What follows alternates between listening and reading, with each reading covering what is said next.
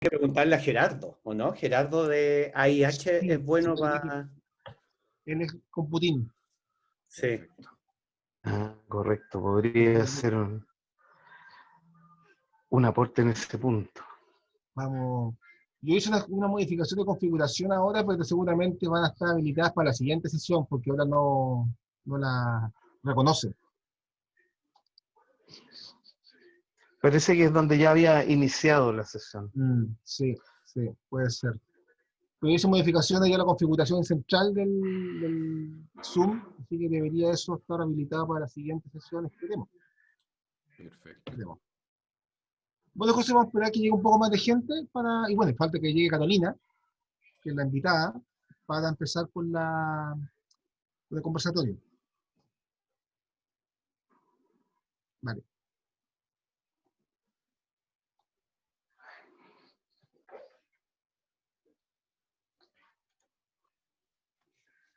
Ahí viene uniéndose Carolina. Perfecto. Carolina.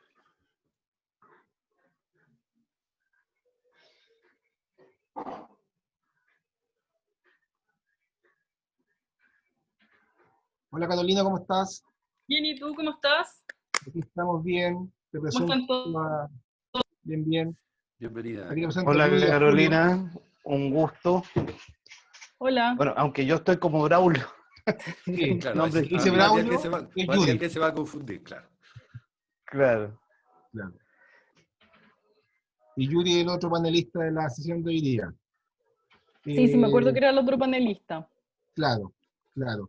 Entonces vamos a esperar un poquito para que entre un poco más de gente Sí, y comenzar, ¿te parece? Porque vemos pocos por ahora, ¿no? Vamos a sí. esperar un tiempo prudente, no sé, son las 7:04, 7:10, 10, ¿les sí, parece? o 15, como tú dices. Sí, yo creo que Ya, para comenzar. Y aquí te comento también de que hemos tenido ahí unos impases con tecnología que tiene que ver más con nuestra incapacidad, que es con la tecnología misma. Entonces, esperemos que funcione todo bien esta vez. Ya. ¿Ya? Bueno, pero Lamentablemente, ¿cómo? pasan esas cosas. Sí, no, porque como decía como José, no somos millennials, así que estamos sonados.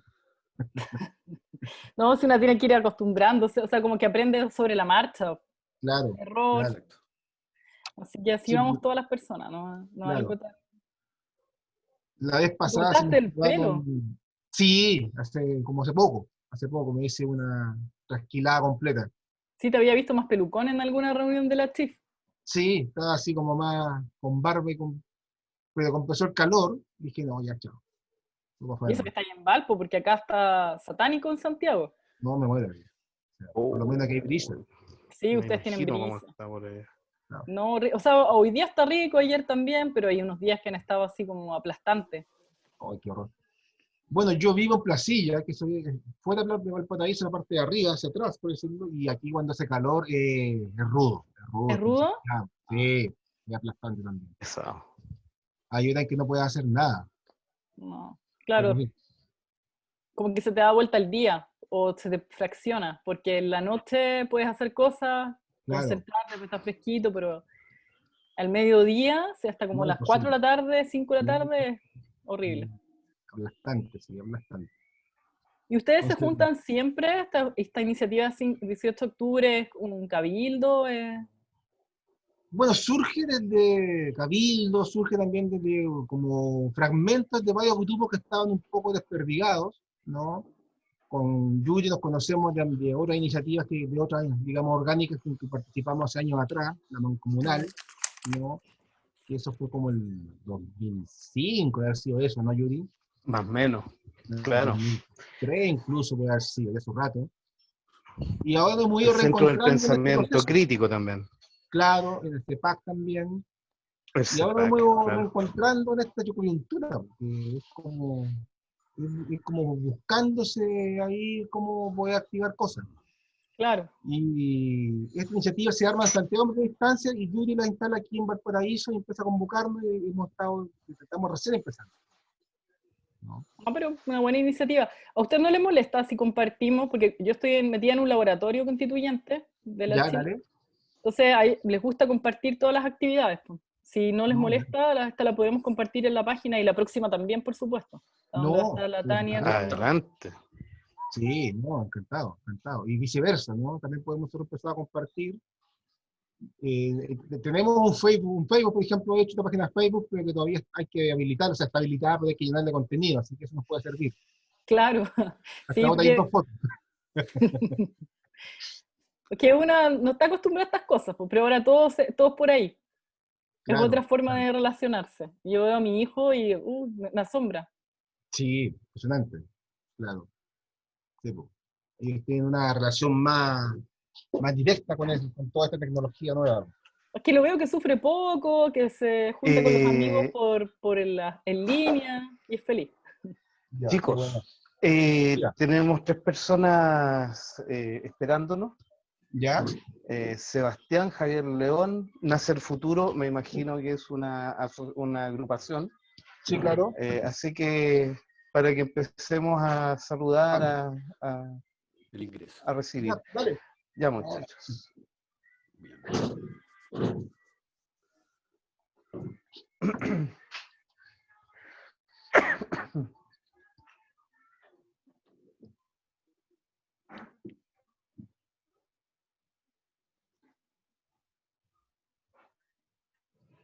Hola a todos. Hola Javier.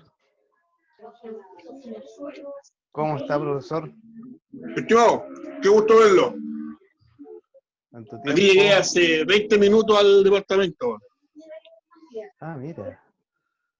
Qué buena. ¿Cómo están? ¿Cómo está el Liberty? ¿Cómo va todo eso? Bien, compañero, bien, estamos haciendo el voluntariado ahora arriba en Monteónico. Mañana jueves entregamos un patio que estamos haciendo por una junta de vecinos, que diga por jardín Ah, qué infantil. bien. Y pues estamos participando de un tema con los cabros con unos cabros que nos apoyaron con un programa que se llama Activa mi Barrio, en donde se regalan balones de fútbol. Ahí le regalamos 20 pelotas de fútbol ayer a una agrupación ahí.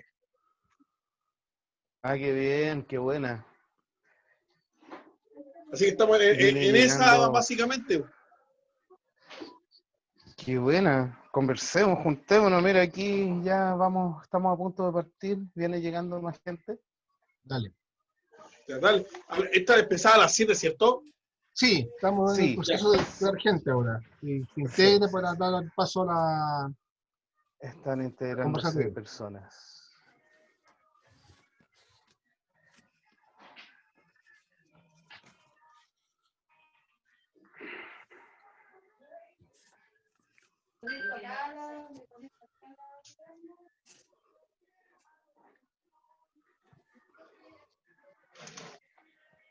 Oye, Catalina, ¿qué has sabido tú de una convocatoria que se llegó sobre un encuentro testamental nacional universitario? Una convocatoria que llegó, anda circulando por ahí. ¿Cuándo llegó? Es que sabes que como estoy saturada con las redes, Me de repente imagino. se me pasan caleta de mail. Así que, ¿y Claro. de qué sería? Recuerdo. Es como, a propósito de los recortes presupuestarios por la universidad y todo eso, se está Ah. convocando como un gran claustro nacional testamental para, me imagino, que plantea algún tipo de presión contra hacia el gobierno, digamos. O sea, mira, no sé, no me recuerdo haber visto algo así, pero si tú lo viste, mándamelo, me interesa saberlo. Te lo mando por WhatsApp ahora mismo. Vale. Vamos a necesitar tanto. A mí me llegó por IH. Mm. Yo encuentro que es importante ver eso porque vienen recortes grandes. Sí, po. Sí. Y aparte los recortes puntuales que pensaban con cómo se requiere una nueva universidad, po. Sí, po. Es un tema que también que queremos abordar acá en este grupo de discusión y que tenemos que ver ahí para cuándo lo programamos. Sí, no, es que ahora hay que tratar de abrir todos estos temas porque si viene el momento este que viene, hay Sí. que tratar de que no nos pasen gato por liebre en ningún ámbito. Sí, po. Que ya está pasando, de hecho. No te tengo en WhatsApp, te lo voy a mandar por correo. Vale. Sí, en WhatsApp no creo tenerte. A lo mejor tengo la Pamela, capaz, pero una vez les pedí a ustedes sus datos por esa carta. Ya, Sí, ya, la ya. Pamela, del año pasado, Voy a preguntar. la carta que nos mutilaron. Capaz que la tenga ella, pero no estoy segura tampoco. Ya. Vamos comenzando, muchachos, ¿les parece? Yo creo que van a ir llegando más Voy a personas. mandar un WhatsApp que tú se lo rebotas a ella, por favor. Ok. Ahí está la Pamela. Sí, que está acá. Sí, está ahí también. Salúdala a mi parte. Saludos para la Pame. Sí.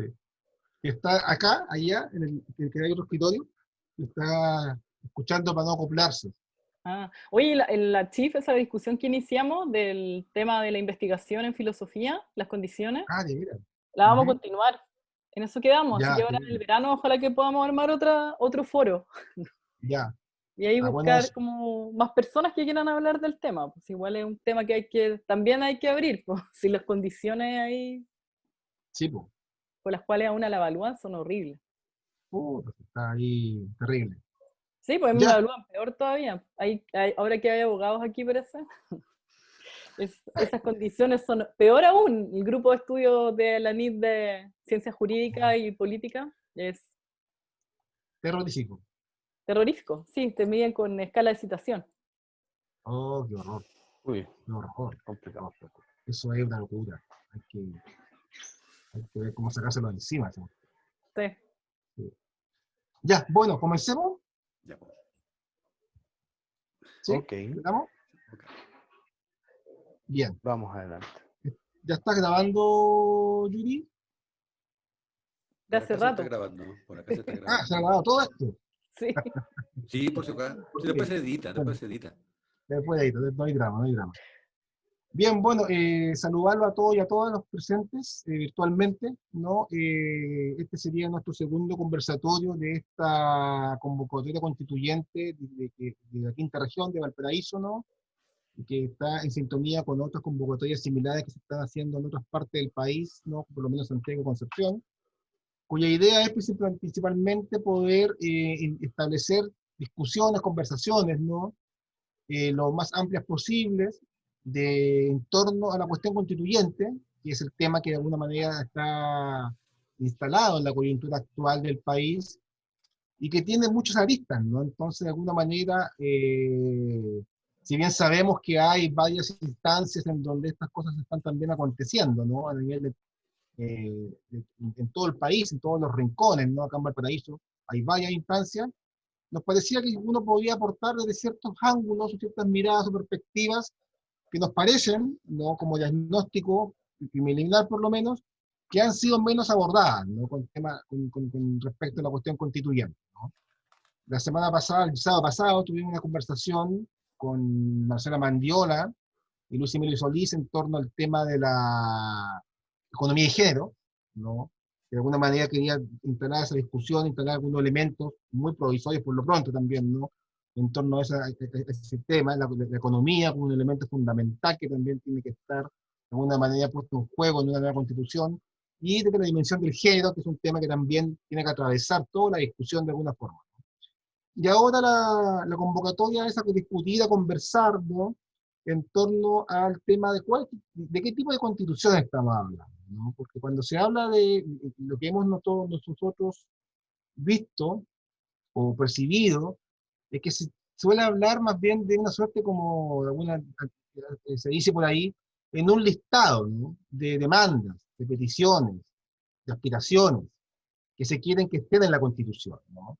Y que son todas legítimas en principio, ¿no? Sin embargo, un texto constitucional debe tener una forma, una estructura específica que de alguna manera asegure, por un lado, de que esas demandas se puedan de alguna manera satisfacer dentro de un marco constitucional, ¿no? Y que también eso se dé en el marco de una sociedad democrática. Entonces, una pregunta de fondo ahí sería, ¿cuál es la forma de una constitución democrática o democratizadora?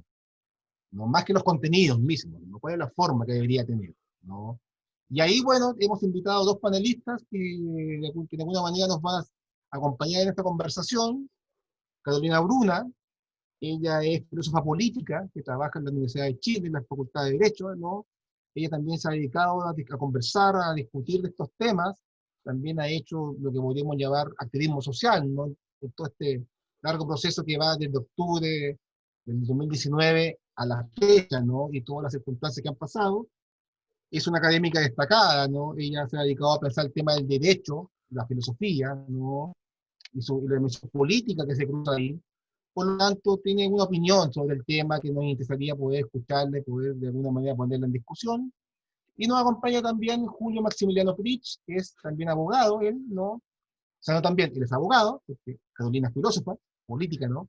Julio es abogado, ¿no? Y que él es de la Universidad de Valparaíso, es parte integrante del colectivo o de la iniciativa 18 de octubre de Valparaíso, y que él de alguna manera también trabaja en la línea, en general, o en grandes rasgos, de Jaime Baza, ¿no? Que de alguna manera es con quien él ha entrado en esta discusión como estudiante de la Universidad de Valparaíso, pero que, como veremos también, hay diferencias con respecto a lo que el profesor Baza también plantea y la forma como lo plantea, ¿no?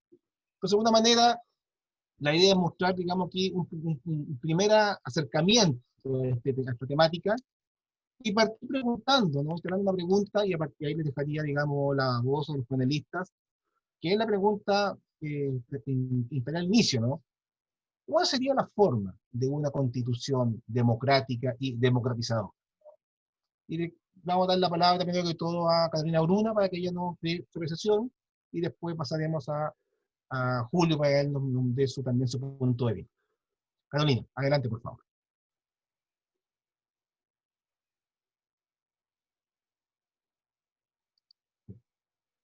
Judy, tienes que habilitar el audio de Carolina, por favor.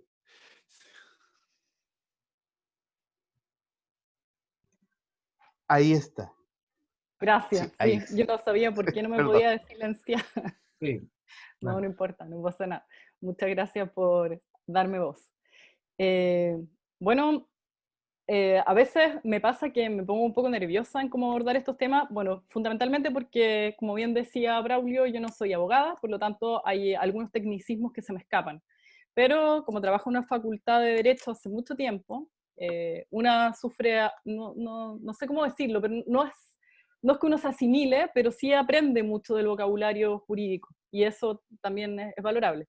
Entonces, según lo que él me había comentado, yo venía preparada para dar un puntapié respecto de algunos puntos que pueden ayudar a entender, no sé si tanto la forma de la Constitución, que a lo mejor es algo que creo que habría que abordar de otro modo, sino que el modo en que podemos acceder a ella, o sea, o cómo podemos constatarla, o cómo podemos llegar a realizarla. Ante todo, primero, porque dentro de eso yo soy una persona que se posiciona como alguien que ve que las constituciones dan cuenta del espíritu de una época, por así decirlo. En el fondo nos ayudan a proyectar cierta perspectiva de futuro, por cierto, pero también van dando cuenta de algunas cosas que tienen que ver con el devenir que hemos tenido como seres humanos. Y en ese sentido, una de las primeras cosas que nos podríamos preguntar es una cuestión que se da por sentado y que no necesariamente la podemos asegurar. Y que es que a veces se ha dicho que una de las razones por las cuales hay que cambiar la Constitución es para cambiar la subjetividad neoliberal. Eso es una cosa que ha sonado bastante. O sea, ¿por qué tenemos que cambiar la Constitución? Bueno, tenemos que cambiarla porque es una que de alguna manera posibilita o alguna que de alguna manera nos entrega un tipo de subjetividad que no queremos ser. La pregunta que tendríamos que preguntarnos, la pregunta que tendríamos que hacernos es ¿qué caracteriza una subjetividad neoliberal? A veces a uno le cuesta entender esos matices entre liberal, pero ¿qué es lo que queremos decir cuando estamos diciendo eso? Y una tiene la impresión de que cuando estamos hablando de una subjetividad neoliberal y una constitución que la asegura, estamos hablando una subjetividad del tipo individualista.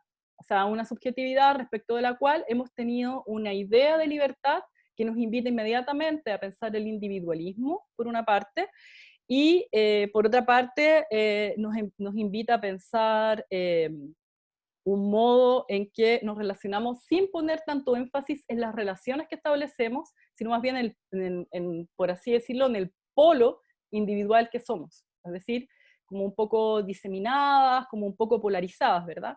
Y una tendría que estar con como ser un poquito grinch y decir que probablemente no es una constitución la que va a cambiar un tipo de subjetividad neoliberal. Y eso lo podemos ver en pequeños detalles, por ejemplo. ¿En qué detalles lo podemos ver? Bueno, en la demanda que tenemos por el retiro del 10%, que por cierto yo estaba muy de acuerdo en el primer retiro, tampoco es que esté en contra del segundo, pero si uno lo piensa, es una forma neoliberal de acabar con los problemas sociales que tenemos. Es una forma en que solamente aquellas personas que han guardado su 10%, aquellas personas que han trabajado, digamos, boleteado y reservado los impuestos pueden recibir una ayuda, y aquellas personas que trabajan en negro o aquellas personas que tienen otras formas de vida quedan totalmente excluidas, ¿verdad? Entonces es un equivalente al como sálvese quien pueda. Ahora, lamentablemente era lo que teníamos en la medida de lo posible, como tanto nos repiten a veces, pero no es la mejor idea. Y quizás es, yo lo estoy poniendo como un ejemplo de una subjetividad neoliberal. Y no es, no voy a decir que es una opinión simplemente individual mía esta, sino que, o sea, lo han dicho bastante, pero es masiva la idea de que es necesario la devolución del 10%. Entonces podríamos decir, está instaurada en la cabeza de cada quien, que esa es la única manera en que podríamos tener una ayuda. Cuando en verdad, por ejemplo, una se podría haber preguntado por la responsabilidad de los políticos, de las políticas, de presionar hasta conseguir que el Estado se endeudara para ayudar masivamente a todas las personas que lo necesitaran. Pero eso no fue así. Y eso quizás da una muestra de que una subjetividad neoliberal no va a cambiar con una constitución, porque al mismo tiempo que presionamos por este tipo de demandas, presionamos por una nueva constitución. Entonces, esto nos deja, de alguna manera, bueno, también esto surge porque dentro de nuestra subjetividad neoliberal, probablemente hemos olvidado un poco lo que puede significar como condición limitativa la idea de dignidad. Por eso a lo mejor es que se rebautiza la Plaza Italia, ex Plaza Italia, ahora Plaza de la Dignidad, con el punto de entender, cuando vamos a hablar de libertad, parece que no vamos a hablar de esa libertad individualista, sino que vamos a hablar de una libertad que nos asigne dignidad, o sea, o que nos permita defender nuestra dignidad. Y eso nos invita a entender el mundo de una manera completamente distinta. Y una podría verlo en frases así, bien interesantes que han surgido post 18 de octubre del año pasado, que son como ahora que nos encontramos no nos soltemos, o las ollas comunitarias, la olla común, o podríamos decirle también olla solidaria, como se le llama también ahora, ¿verdad? Son instancias en las cuales lo que se va a tratar de mostrar es que no estamos individualistamente relacionándonos, sino que nos estamos relacionando de otra manera. Entonces parece ser que esa es una cuestión a la que le tenemos que poner atención. ¿Por qué le tenemos que poner atención? Bueno, porque además la demanda de una nueva constitución, como todas las personas chilenas sabemos, no comenzó el 18 de octubre, ni comenzó ayer, sino que comenzó hace harto tiempo atrás. Y si uno ve el nivel de participación que tuvieron, por ejemplo, en su momento los ELA, que fueron súper cuestionados, se da cuenta que es algo que la gente hace rato que quiere.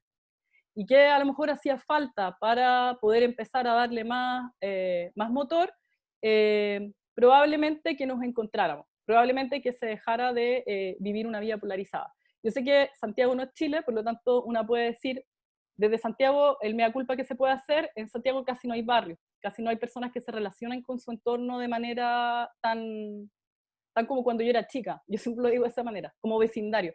Ahora sí, después del 18 de octubre como que se revitalizó mucho esa vida de barrios que a lo mejor era muy necesaria volver a encontrar para poder llegar a un proceso de este tipo.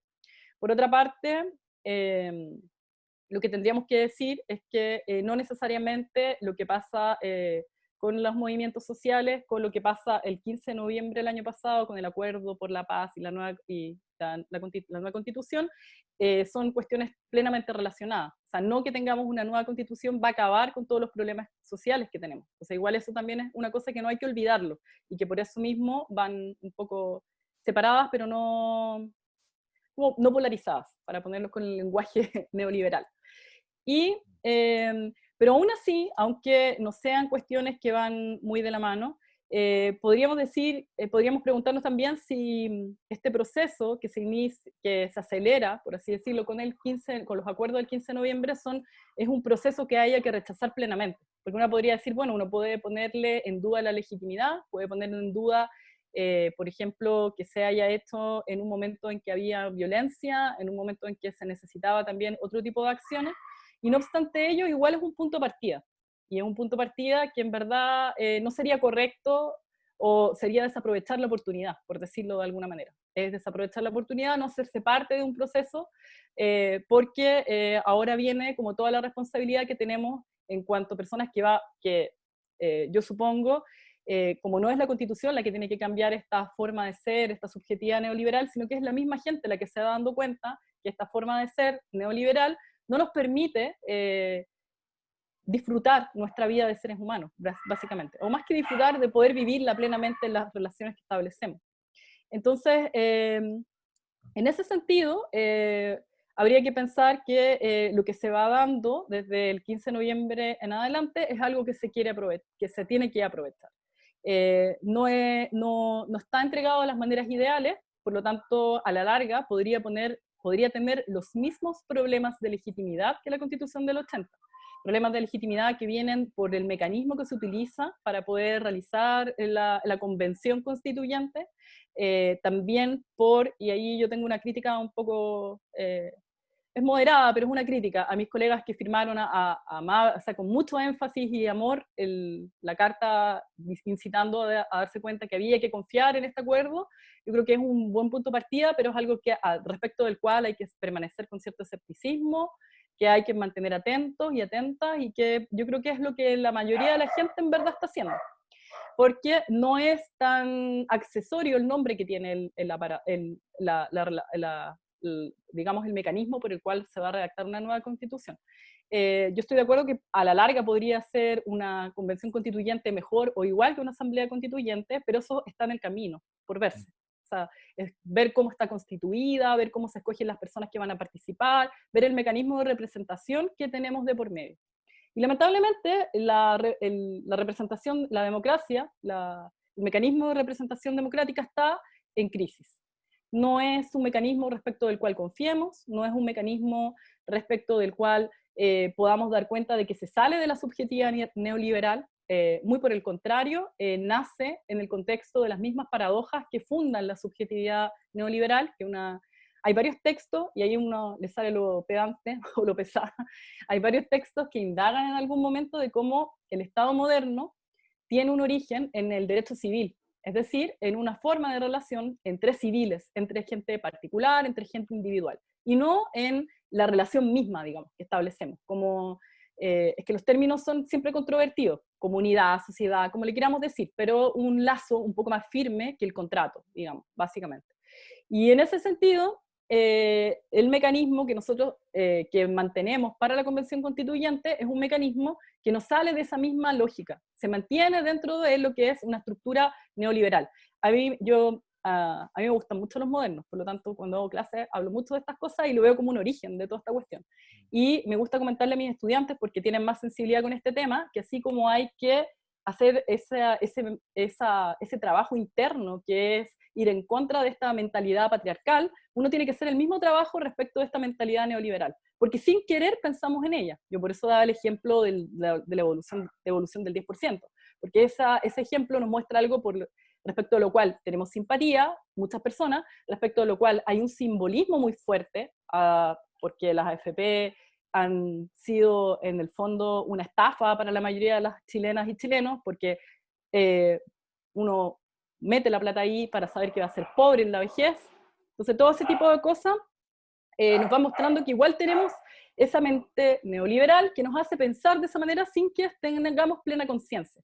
Y yo creo que en parte todo lo que empieza a suceder desde octubre en adelante es una invitación a despertar, por eso el despertar, para ser conscientes de que estamos en una estructura en la cual estamos reproduciendo permanentemente una idea de libertad que está consagrada en la Constitución del 80. Uno podría decir eso. Entonces ahora nos viene el gran desafío de ver cómo vamos a reflejar el tipo de libertad al cual estamos anhelando, por el cual estamos luchando en este momento.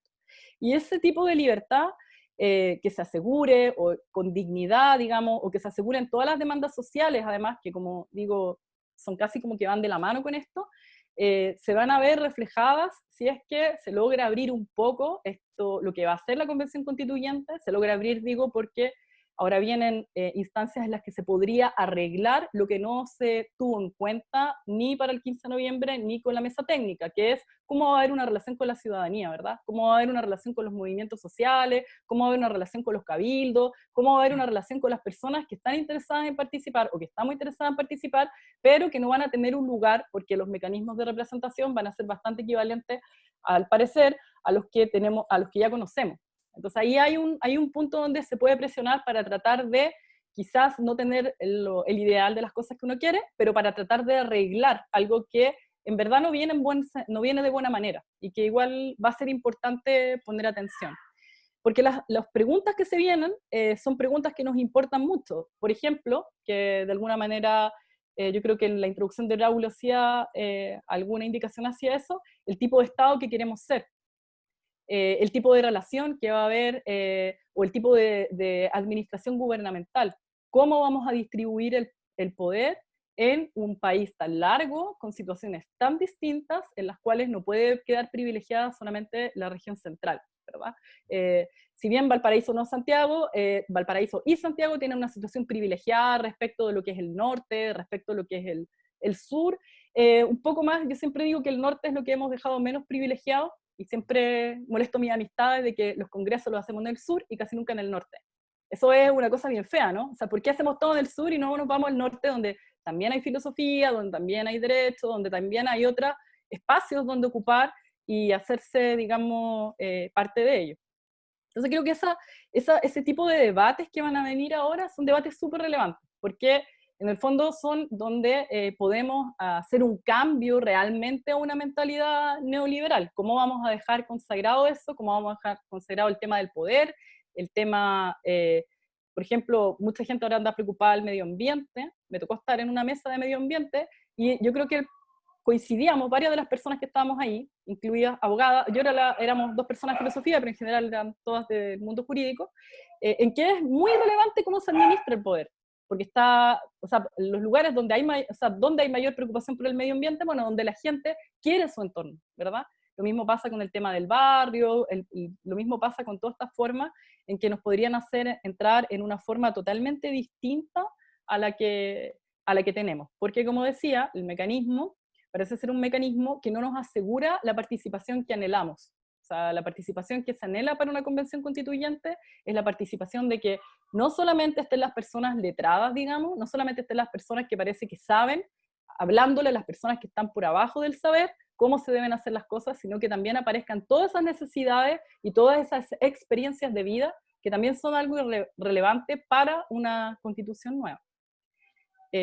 Solo para terminar y decir una cosa que a mí me gusta recordar porque me ha rondado mucho este último tiempo, tuvimos un filósofo que anticipó que venía un problema heavy con la libertad, y disculpen ahí el modismo, la expresión más coloquial, que fue Jorge Millas.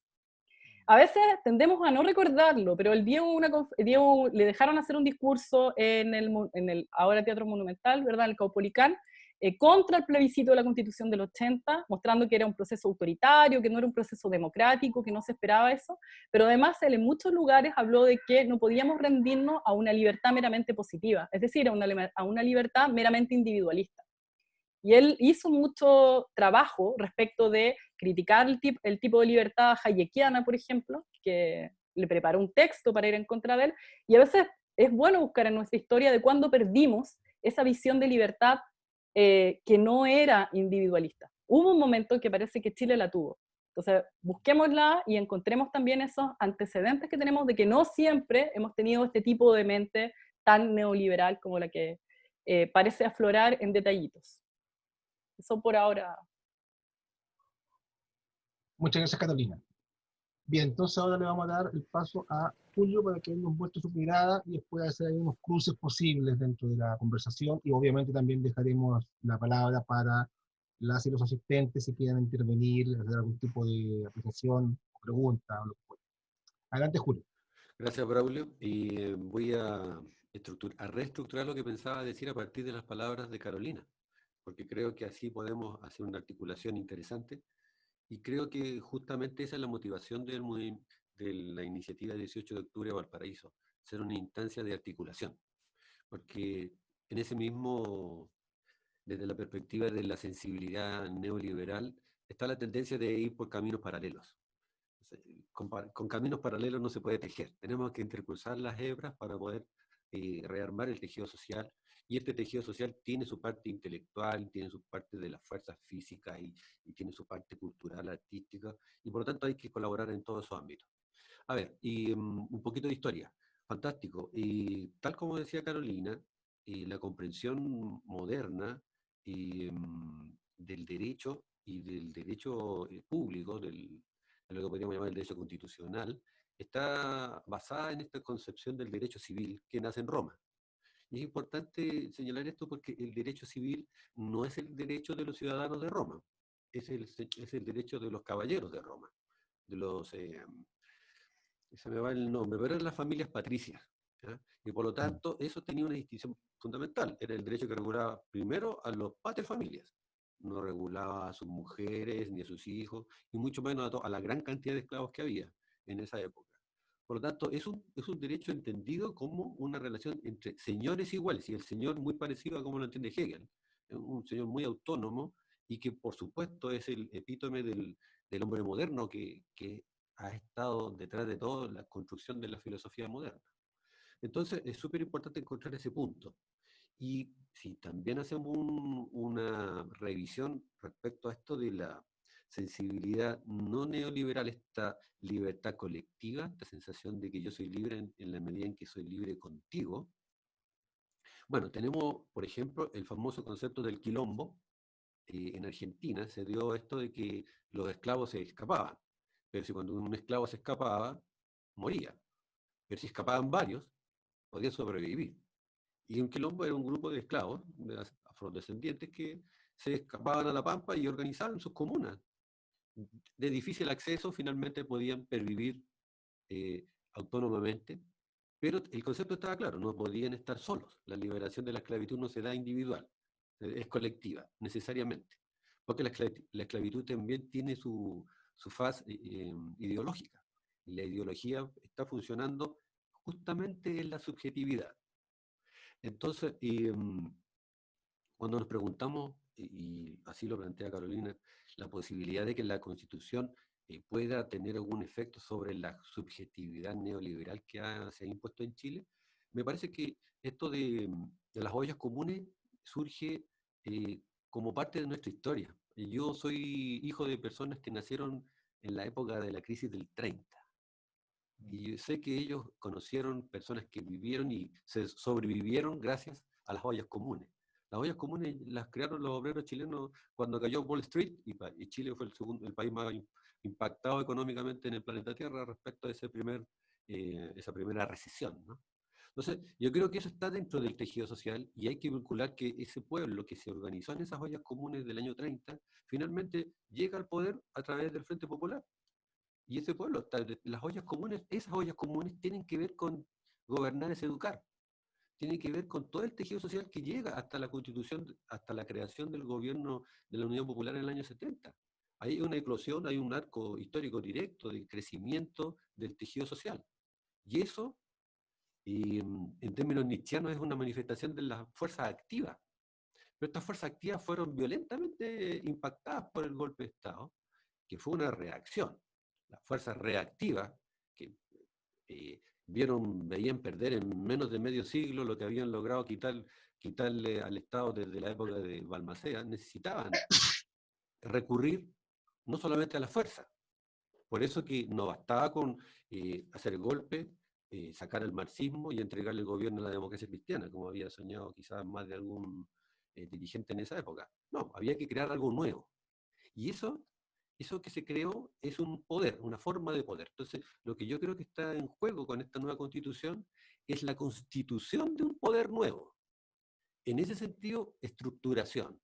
En cuanto se constituye las bases sobre las que se va a ejercer el poder desde la hegemonía. O, si ustedes quieren, desde los pueblos, desde lo popular. Y eso veo yo que es el punto importante de decisión. Porque la hegemonía lo está haciendo directamente. El acuerdo de noviembre del año pasado es un acuerdo de la hegemonía para, utilizando estos bonitos conceptos ideológicos de la libertad, de y de la libertad, donde la libertad para solamente se reduce para el consumo. En ese sentido está la libertad ha sido neoliberalizada, es una libertad para consumir, no es para compartir y mucho menos para crecer en comunidad, porque además no nos desarrollamos, el concepto de desarrollo se desapareció y fue reemplazado por el concepto de crecimiento, y todo fue transformado en índices numéricos y se dejaron de lado las apreciaciones subjetivas y sobre todo las colectivas. Entonces, desde esa misma perspectiva, hemos planteado, y esa es la tesis que quiero defender, de que hoy en día todas las demandas sociales tienen que comprender dos cosas, que hay una parte en que los derechos sociales se hacen constitucionales y otra parte en que se llevan a la ley.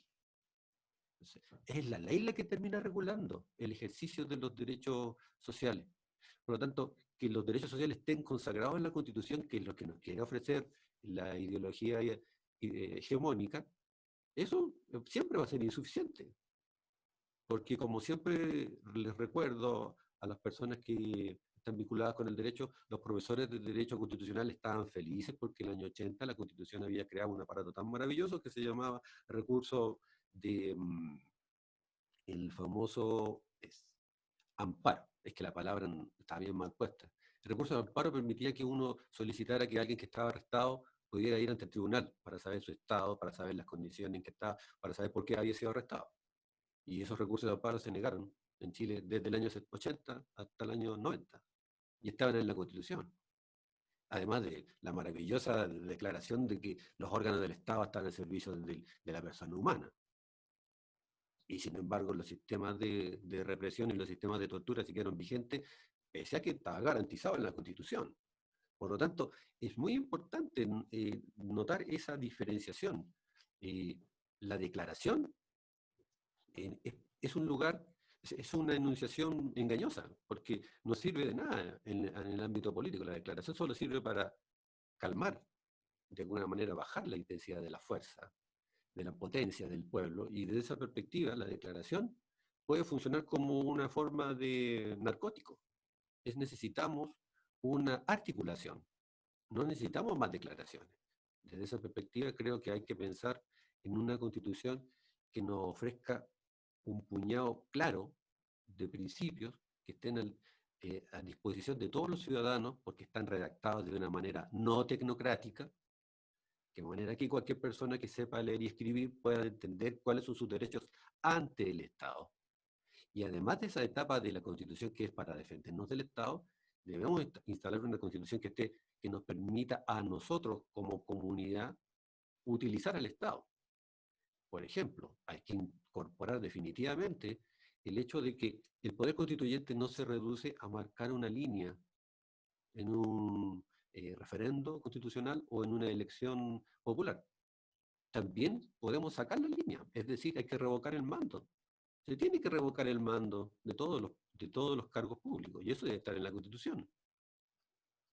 Debe dejar de existir ese tipo de materias de ley especiales que requieren quórum excepcionales. Denme un segundito, que hay unos quórums que yo no me sé de memoria, nunca me lo aprendí, y eso fue terrible, pero finalmente me siento orgulloso de no haberme lo aprendido. Miren, hay la ley ordinaria, y es interesante que se le llame así, la ley ordinaria, y se aprueba con el 50% más uno de los presentes en la sala.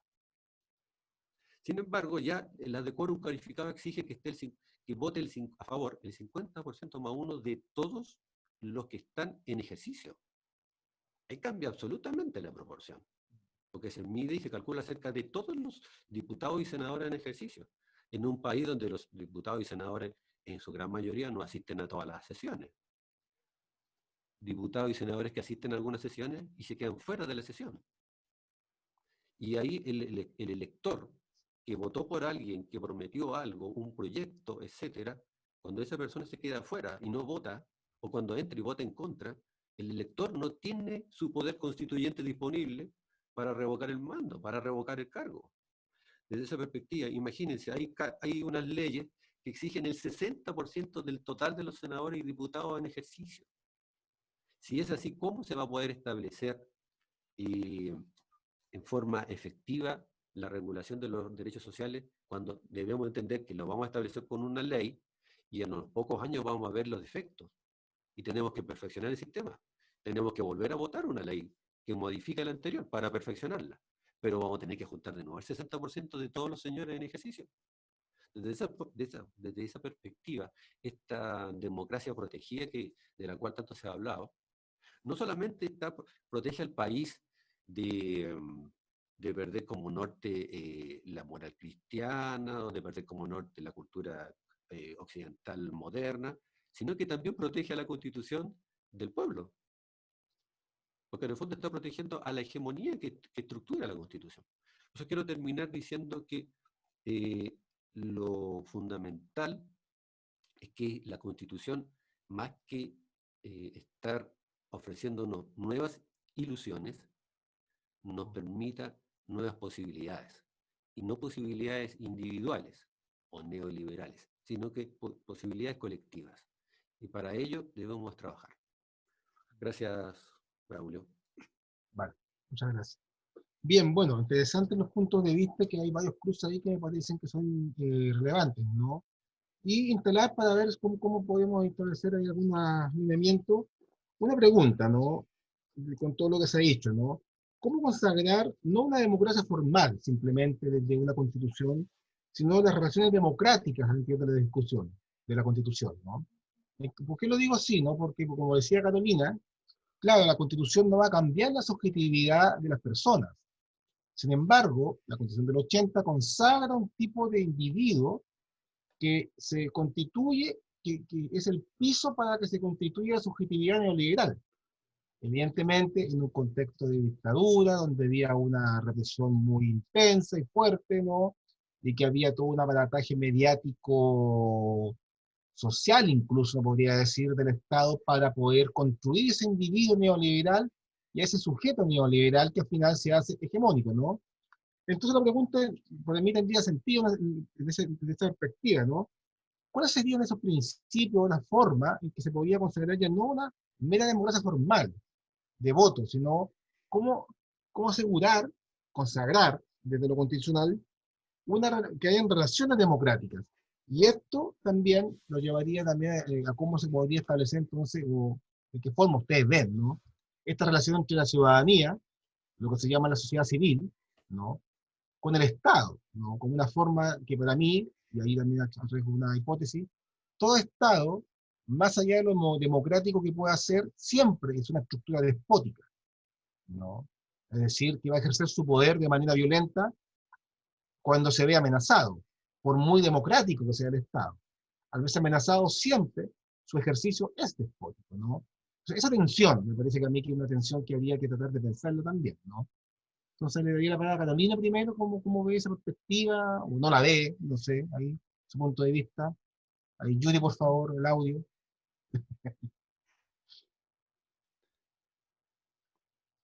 Y ahora sí me dio la audio. Gracias.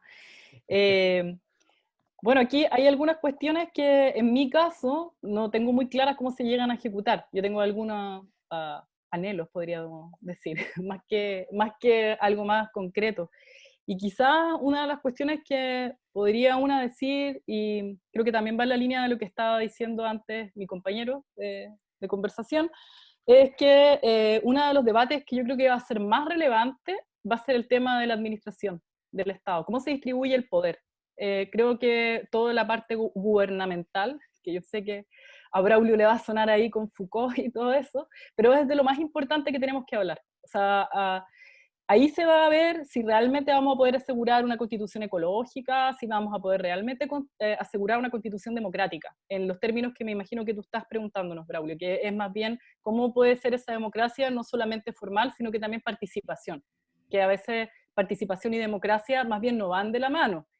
A veces los mecanismos de democracia muestran justamente que no hay participación, que en el fondo por eso la gente no va a votar, pero la gente, si no bien no fue a votar el 50% de las personas que podían votar en Chile, lo más probable es que el resto de esas personas sí está en la calle, sí está en sus barrios, sí está haciendo cosas, simplemente que no se siente convocada con el procedimiento. Y en ese sentido, cuando nos toque conversar de eso, o sea, por eso también insistía, hay dos conversaciones importantes, el reglamento. ¿Por qué? Para asegurar que la convención constituyente sea convocante para la gente, porque si no va a ser como las personas más o menos políticas de siempre, quizás algunas excepciones, pero con todo el pueblo detrás ninguneado de alguna manera. Y es la razón por la cual yo creo que hay varias personas que han estado hablando de cómo asegurar mecanismos que permitan un vínculo entre la Convención Constituyente y, digamos, los cabildos o las organizaciones sociales de otro tipo. Una cosa que gustaba decir a una persona la otra vez es, creo que fue Gonzalo de la Maza, que decía, bueno, la prueba de que podemos forzar hasta que se abran estos ámbitos es como el movimiento feminista seguramente, y todo el movimiento social en verdad, forzó hasta que finalmente fuera una convención que asegurara paridad. Eso no estaba en el acuerdo del 15 de noviembre, sin embargo ahora está. Entonces parece ser que hay algunas cuestiones que todavía se pueden disputar, no sé hasta qué punto. No sé hasta qué punto en verdad, pero igual habría que considerarlo. Y por otra parte, está también este aspecto de la administración, digamos, del Estado. ¿Cómo vamos a distribuir el poder? ¿Van a poder las regiones? Ahí yo sé que voy a sonar, y en verdad lo soy, media regionalista, pero a mí sí me importa, y para mí hubiese sido una de las formas más adecuadas de organizar una convención, es agrupar por territorio, por necesidades que tienen que ver con el lugar, el espacio donde la gente habita, porque no es lo mismo vivir en Chiloé, que tiene problemas de conexión a veces, que están ahí encerrados con el COVID, con un montón de problemas, que vivir en Santiago, que vivir en Arica, que vivir... O sea, todo nuestro país es muy extenso y tiene variedades de problemas, que no son ni los mismos, ni las soluciones son las mismas para cada lugar. Entonces creo que eso va a ser una cuestión relevante. La otra vez también escuchaba, y esto me hacía mucho sentido respecto de esto, de por qué a lo mejor hablar de un regionalismo o un federalismo no es tan malo, porque, o no tiene que ser algo a eludir, a buscar otras vías, sino que en verdad también la gracia es que si el Estado tiene instancias en las cuales se pueden oponer al gobierno central, igual puede ser interesante el debate que puede surgir de ello, ¿no? Una representación diversa que pueda poner límites también al poder centralizado, que eso no es algo tan... O sea, no creo que tenga que ser por sí mismo malo, que a veces a la gente le tiene un poco de susto a estas nuevas formas políticas, pero yo creo que es una cosa que a lo mejor no va a ser inmediata, pero que podemos empezar a hablar perfectamente desde ahora. O sea, digo inmediata porque yo tampoco creo que la Constitución o lo que surja de esta Convención Constitucional inmediatamente vaya a estar perfecto y vaya a ser lo que nos vaya a gobernar por mucho tiempo, sino que va a haber que seguir pensándolo por bastante tiempo más. Pensaba en estas cosas porque, tal como decía mi compañero, por ejemplo, el medio ambiente también está consagrado en la Constitución. Se supone que declara que vamos a vivir en un ambiente libre de polución. ¿Hasta qué punto podemos pelear eso cuando hay zonas de sacrificio, verdad? ¿Hasta qué punto se puede pelear eso? Bueno, no se puede pelear porque la administración que tiene o el poder gubernamental está de tal manera centralizado que en verdad no es posible defenderse en igual caso.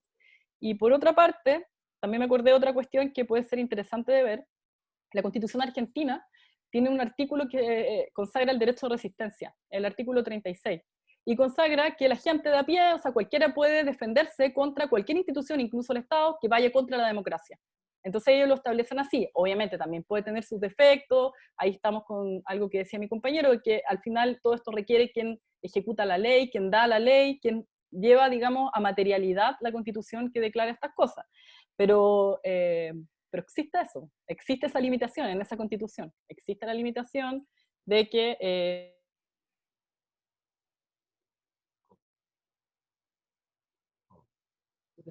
Sí. Se fue la conexión. Cuando supe, no lo sabía, me enteré el año pasado, me pareció muy interesante. Ahí volvió.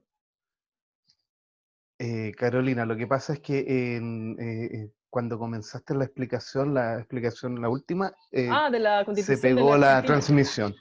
Ya. Claro, claro. Ya, les cuento que decía que igual es interesante ese artículo, que consagra el derecho a resistencia, porque en el fondo lo que está tratando de proteger es la democracia, propiamente. Y está claramente explicado de esa manera. Ahora, un dato interesante es que en el gobierno de Macri hubo una forma de acercar la Constitución a la gente de a pie, y obviamente ese artículo fue explicado de una manera en que no se notaba que estaba consagrando este derecho a defender la democracia antes que el poder de las instituciones. Y ahí muestra un poco la paradoja que estaba comentando mi compañero, que creo que es importante de destacar porque no siempre una tiene en cuenta de que por mucho que la pelee, hay un montón de otros factores que van a ser muy importantes a la hora de que esto cambie realmente. Julio, por favor, ¿cuál es tu mirada y tu apreciación con respecto a lo planteado? Y, Gracias, Carolina. No, gracias a ya, ti. gracias, Braulio. Mira, y cómo hacer que la Constitución sea más democratizante, ¿no? ¿Verdad? Yo Claro, creo que es una idea. lo primero es que la Constitución abandone la tesis del artículo 5º actual. Su primer inciso dice: la soberanía reside esencialmente en la nación y su ejercicio, que es el único momento en que realmente existe la soberanía en el ejercicio, se realiza por el pueblo a través del plebiscito y de elecciones periódicas. Es decir, la línea, la raya. Si la Constitución entiende que la soberanía reside en el pueblo y que su ejercicio es con la raya, y esa raya es en el plebiscito y en las elecciones periódicas, fíjense lo que dice después. Y también por las autoridades que esta Constitución establece. Y eso en la práctica es al revés. La lectura cotidiana que tiene todo ciudadano chileno, sobre todo en las regiones más apartadas, es que la soberanía reside esencialmente en la nación, que es una idea abstracta, muy moderna, muy general y abstracta, y que su ejercicio se realiza por las autoridades que establece la Constitución. Eso de los 365 días del año, eso es lo que pasa. Si los plebiscitos y las elecciones son cada 4 años, plebiscito cada 20 años. Entonces, desde esa perspectiva, sacar esa estructuración que es tan inocente en una redacción de un articulillo de 6 frases, ahí tenemos la posibilidad de que la Constitución sea democratizante. Fíjense, el artículo primero, inciso tercero, dice: el Estado reconoce y ampara a los grupos intermedios a través de los cuales se organiza y estructura la sociedad y les garantiza la adecuada autonomía para cumplir sus propios fines específicos.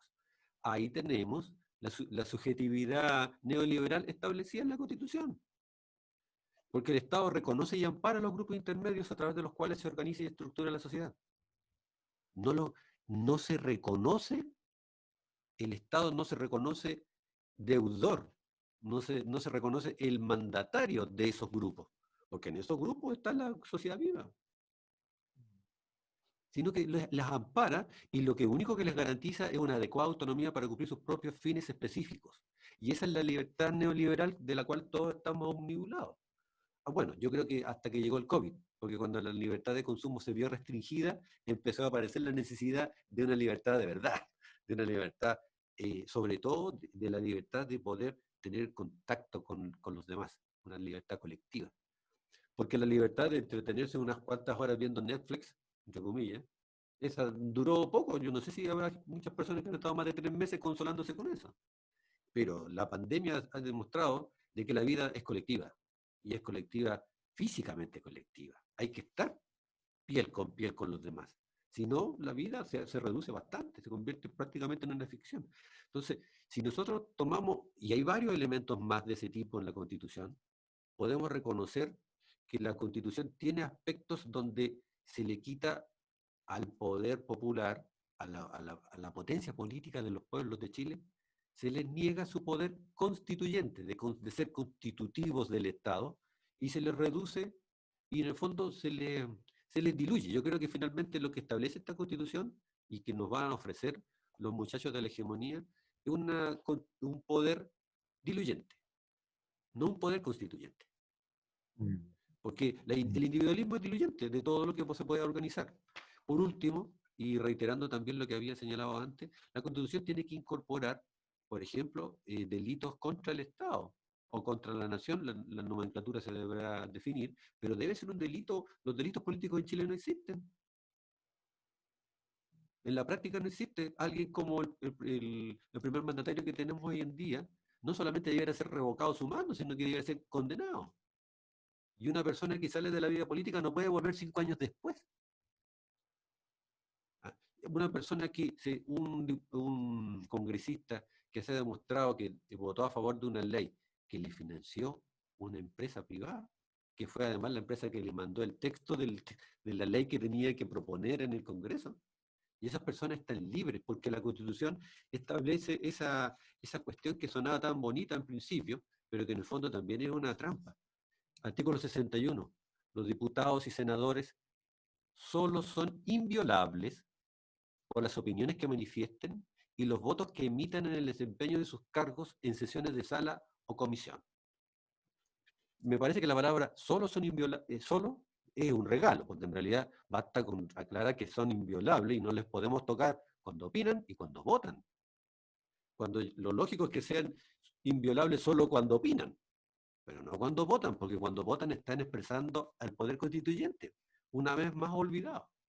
Entonces, y tal como lo señalaba Carolina, o se podría desprender de ella, de las palabras de ella, y lo hemos conversado nosotros también, el proceso constituyente que se está iniciando, y podemos darle el nacimiento el 18 de octubre, se tomó la iniciativa constituyente en el país. Esa iniciativa va a tener que durar mucho tiempo, porque muy probablemente el producto de la convención constituyente que se vaya a elegir pronto, y va a ser un producto intermedio. Y no sé si estaremos cercanos a ese proceso de la constitución, de la creación de la República de Chile, que tuvimos varias constituciones antes de llegar a la del 33, pero es probable. Y en esos tiempos, y en ese periodo, los que estaban con la teoría de los pueblos de Chile plantearon el federalismo. Y creo que hay que estar abierto a eso. El federalismo ha dado buenas pruebas a través del mundo de tener un valor fundamental, reconocimiento de los territorios. Gracias, Julio, gracias, Carolina. Quisiera ver si que alguien de los presentes quisiera hacer algún comentario, pregunta o emitir alguna opinión de lo que se ha estado conversando, una apreciación con respecto a los temas que han surgido, circulado.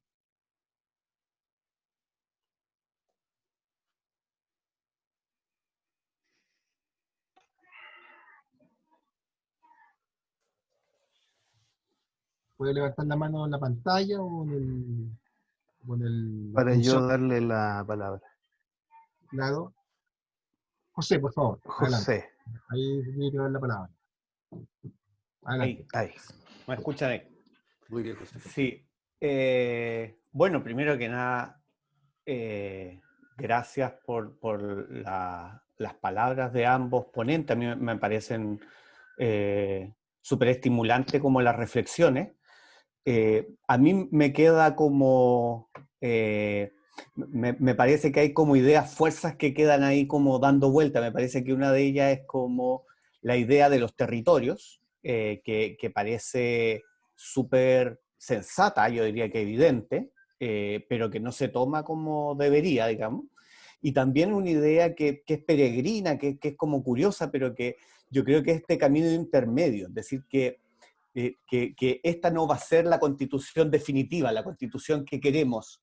Y yo creo que eso tiene que ver con la cantidad de brechas que tenemos. Yo creo que cualquier constitución va a ser mejor que la que tenemos, porque nuestra brecha con una socialdemocracia o con un capitalismo decente es muy alta. Entonces, yo diría que si quitan un par de numerales en la Constitución, probablemente ya sea una Constitución, bueno, no nacida en dictadura y no nacida en el marco de la Guerra Fría.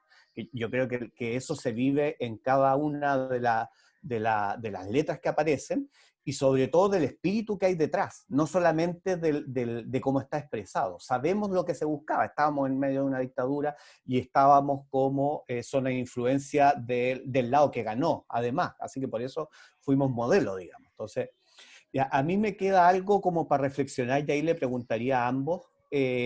Yo siento, así como para tomarme desde algún marco como más epistemológico, algún marco desde dónde pensar esto. Yo vengo de la sociología, después me doctoré en literatura, pero uno siempre necesita esa cosa más de totalidad, que siempre termina siendo más bien una falencia que un atributo positivo.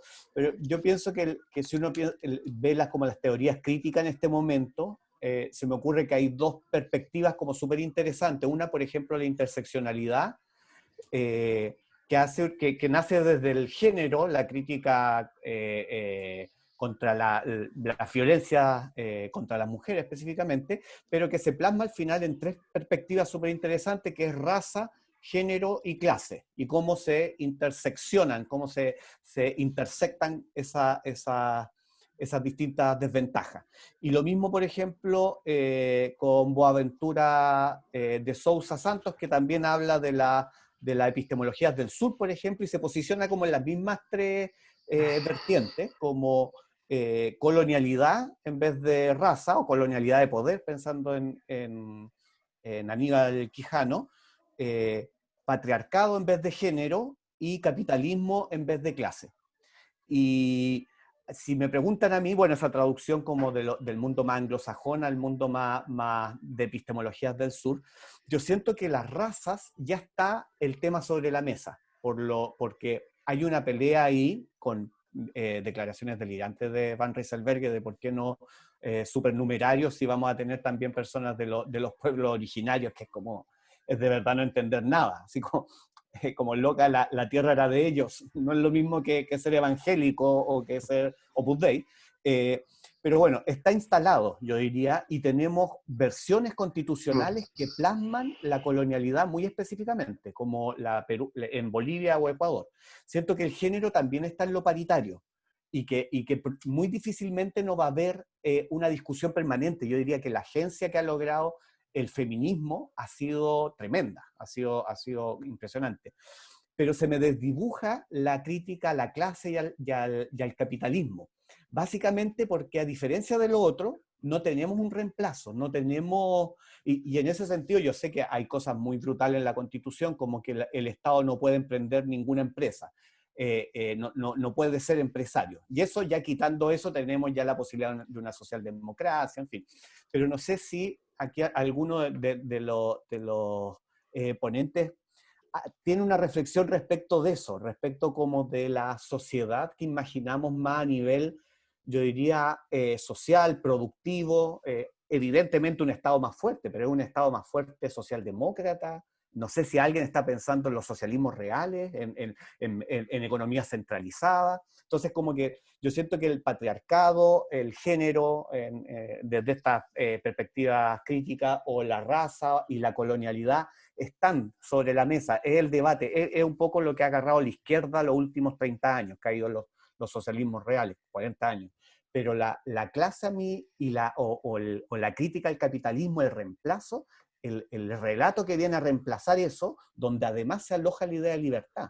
O sea, cuando Carolina partía hablando sobre libertad, es precisamente el liberalismo, es el relato capitalista, y finalmente buena parte de las expresiones que nosotros más celebramos tienen que ver con esa libertad, tienen que ver con o sea, incluso, digamos, como las perspectivas de género más radicales, son también el pensar el individuo maximalizado, digamos, sin ningún genérico. No hay un genérico previo, no hay un abstracto previo que defina a un individuo, y por lo tanto puedo transicionar, en fin, bueno, como ya otra discusión, pero cómo pensamos esa posta del capital, digamos, y ahí está metida también el tema de la libertad. Eso, gracias. Gracias. ¿No sé si algún otro comentario que alguien quisiera hacer antes de darle la palabra a los panelistas? Adelante, hacia el futuro. A Yuri, por favor, el audio. Debieses poder, yo te estoy solicitando reactivar el audio. Ahora Ya, sí, ahí. ahora sí, delante no podía. Hola, Dale. soy Marcela, se me olvidó Marcela, cambiar el ¿cómo nombre de Fundación Hacer Futuro. Quería preguntarle a Carolina y a la abogada también, ¿cómo ven ustedes el tema de la participación en las comunidades? Porque si bien desde el 18 de octubre, bueno, y desde antes ya se estaba gestando una mayor participación en las poblaciones, en ciertas organizaciones comunitarias, y lo cual se ha ido acrecentando de cierta manera, pero en la realidad mi percepción es que históricamente no tenemos esa cultura, los chilenos y las chilenas, de participar, la cultura de asamblea, la cultura de tomar decisiones en conjunto. Estamos acostumbrados a que otras personas piensan o toman decisiones por nosotros. Entonces, ¿cómo ven ustedes ese avance? Porque mi percepción es que estamos como atrasados, así como en este proceso. Em, Ocasiones como esta, por ejemplo, donde participamos un número muy reducido de personas que, que nos interesan o que tenemos el tiempo, que nos damos el tiempo para poder conversar o reflexionar sobre estos temas. Eh, ¿Cómo lo ven ustedes y cómo poder acelerar este tranco para poder generar mayor participación? Gracias, Marcela. ¿Algún otro comentario de algún otro participante?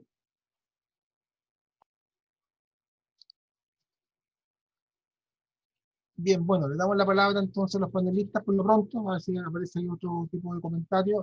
Vamos a partir ahora por Julio y después pasamos a Carolina, para Ok, invertir un poco el orden. Ya, adelante, Julio. ya, gracias. Gracias, Estudio Central. Lo que preguntaba Adelante, José, estudio.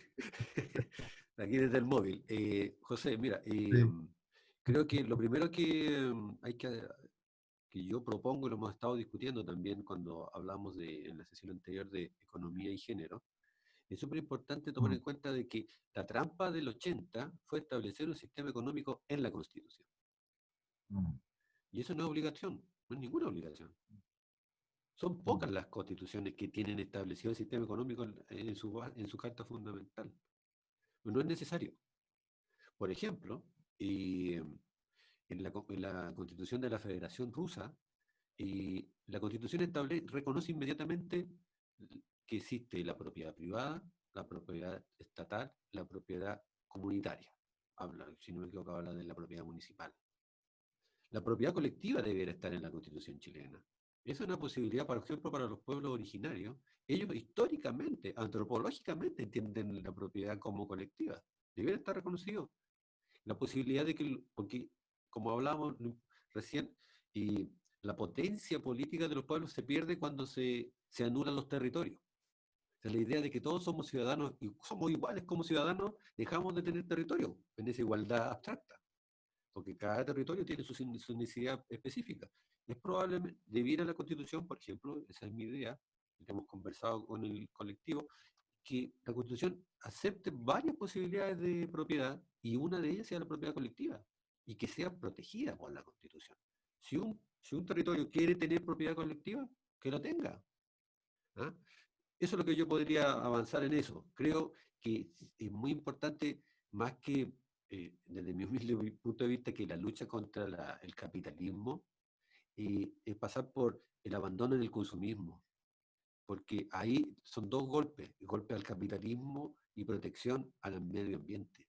El consumismo no solamente es parte del capitalismo más salvaje de la historia, sino que además es depredador de nuestros medios, de nuestro medio ambiente. Y sí, es interesante porque ni siquiera es nuestro medio ambiente, nosotros somos del medio ambiente. ¿Eh? Entonces son esas cuestiones que tenemos que aclarar.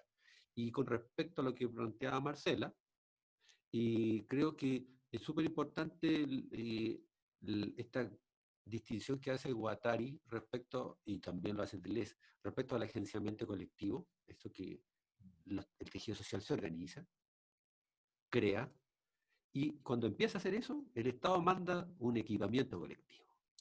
Entonces, es exactamente eso lo que puede estar pasando con la Convención Constituyente. Nosotros salimos a pedir una constitución y ahora nos mandan a los expertos. Es el equipamiento colectivo, los expertos, la tecnocracia, como le digo yo directamente. Y, no, y en ese sentido me voy a aclarar el punto. Obviamente que hay que tener gente que sepa técnicamente. El tema es que el conocimiento técnico no es un conocimiento sagrado, absoluto eterno. Es un conocimiento discutible. Entonces no hay ningún experto del gobierno que tenga toda la realidad. Entonces, por ejemplo, los expertos de los territorios perfectamente podemos discutir eso. Yo todavía creo que en vez de tener zonas de sacrificio, la calificación medioambiental de los proyectos debiera tener necesariamente en ese equipo de evaluadores gente del territorio afectado. ¿Cómo van a decidir en Santiago qué pueblo se convierte en zona de sacrificio? Eso creo que es importante, sería una forma práctica de darle a la comunidad la idea de que se organiza para llevar adelante los procesos y no se organiza para esperar a que lleguen los expertos de la MUNI, que es lo que pasa normalmente en las comunidades pequeñas. Eso, Carolina, por favor. Carolina, adelante, por favor. Julio, por favor, el audio. Yuri. Perdón, Judy. No, Sí, Julio. Ahí está, vale. muchas Gracias, gracias. Yuri. Hay una cosa que no se ha hablado directamente, pero que creo que Julio la tocó en su primera intervención y de alguna manera la dijo José, y yo creo que también Marcela alude un poco a eso, o sea, como que está ahí dando vueltas, y que tiene que ver con algo que yo creo que el COVID nos ha mostrado. Las disciplinas llegan hasta un punto, pero no lo pueden hacer todo. Ni siquiera los científicos. Ahora estamos ahí presas y presos de los científicos y las científicas sin tener una vacuna. Igual hay que tomar ciertas medidas que permitan una vida social, que permitan no enfermarse de la mente, ¿verdad? O sea, no es solamente un área del conocimiento la que nos va a llevar a solucionar el problema que tenemos actualmente con el COVID, y lo mismo pasa con la realidad de nuestro país. O sea, no es solo, o sea, creo que ahí también viene una cosa interesante, que es el valor que tiene tanto la interdisciplina como la conversación abierta entre personas que tenemos a lo mejor un lugar en la academia o tienen un lugar en la política, y también las personas que hacen otro tipo de política, que son las personas que habitamos el mundo en general. Porque igual a veces pensamos que la política se hace simplemente cuando se toman estas decisiones verticales que están relacionadas con el Estado, pero en verdad, así como tiene que haber algo, por así decirlo, interdisciplinar y además de interdisciplinar, que tome distintos roles que tenemos en el mundo, o distintas situaciones de vida, distintas experiencias, que son distintos saberes, que entregan una información nueva. También hay que valorar un poco que la participación no solamente sea en estas tomas de poder. O sea, ¿cómo podemos llegar después a exigir una participación activa, por ejemplo, en una convención constitucional? Bueno, cuando hay una organización previa, ¿verdad? Y esas organizaciones a veces no surgen meramente por querer mandar, sino que por ponerse de acuerdo de evitar un espacio. Entonces, una vez se olvida de lo... Por eso yo creo que yo ponía el ejemplo del barrio, pero porque a mí me toca personalmente, me vi cómo en Santiago el barrio fue desapareciendo, o la relación con el barrio fue desapareciendo. Cuestión es que una cuando era chica no tenía miedo a salir sola de noche porque no salías sola. Salías con un grupo gigante de personas, que eran todas las personas que vivían ahí, que en general te juntabas en la calle. Hoy en día la gente a veces se recluye y le empieza a tener miedo a, no sé, de repente a las personas que son migrantes, o a veces a las personas que, en general, porque empieza ese,